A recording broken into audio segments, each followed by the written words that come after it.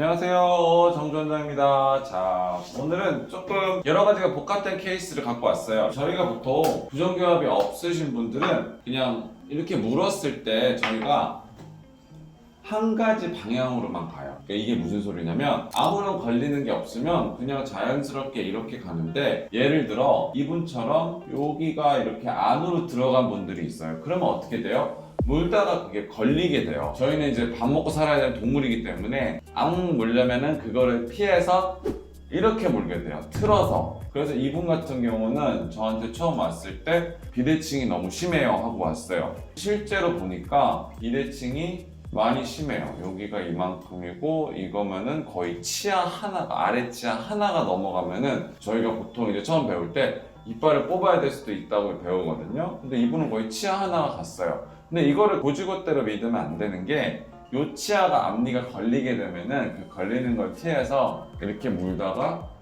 이렇게 틀어서 물어버리게 돼요. 일단은 문제가 되는 안으로 들어간 치아를 밖으로 빼준 다음에 교합을 다시 봐야 돼요. 이분 같은 경우도 치아가 이렇게 삐뚤어져 있고 실제로 얼굴상에도 봐도 너무 왼쪽으로 이렇게 돼 있어요. 그래서 제가 한 게 뭐예요? 이제 항상 인비절라인 하면은 크림 체크를 해야 되죠.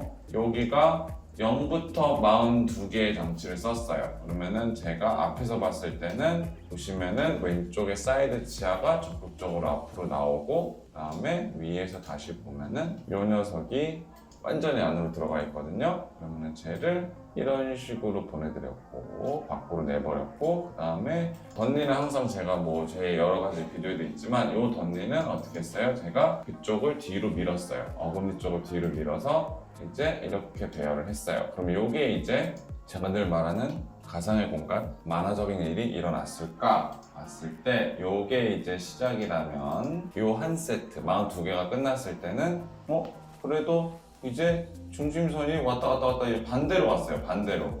그럼 이분이 원래 물었던 게 완전히 달랐구나. 이게 진짜 교합이에요. 그럼 여기에 맞춰서 이제는 정말 말 그대로 그냥 맞춰주기만 하면 돼요. 맞춰주기만 하면 돼서 이제 여기서 한 개 더 맞춰놓은 게 이거예요.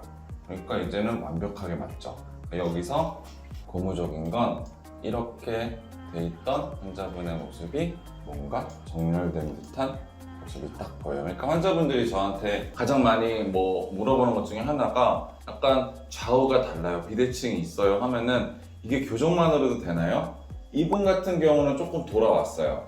왜냐면 워낙 이렇게 오셨기 때문에. 근데 이런 경우가 아니고서야 완전히 뼈가 비대칭인 경우는 제가 어떻게 설명을 드리냐면, 그렇게 된 경우에 이빨을 맞추면 이게 정렬된다는 느낌이 들어요. 그러니까 비대칭의 느낌이 덜해지는 거죠. 이거를 뼈를, 저는 이제 칼잡이는 아니니까, 성형외과 의사는 아니니까 뼈를 갈아가지고 맞출 수 있는 건 교정으로는 사실 되게 제한적이에요. 그러니까 이런 잘된 케이스 막 보여주고 막 고쳤다, 조금 그건 조심하셔야 돼요. 그러니까 골격적인 거는 완전히 없애진 않지만 치아가 정렬되면은 이렇게 비대칭이 심한 분도 오히려 없애주니까, 교합적인 간섭을 없애주니까 반대로 가버릴 정도로 원래 물었던 게 다른 거예요. 이게 또 턱관절 질환이 생길 수도 있으니까, 이렇게 앞니가 반대로 물리는 경우는 실제로 걸린 기간이 한 1년 반 정도 했던 것 같아요. 1년 반 정도. 그러니까 이분도 진짜 잘 껴줬고 1년 반 정도 해서 이런 어떤 정렬된 느낌이 되고 비대칭이 좀 없어 보이는 느낌도 이제 낼 수 있다.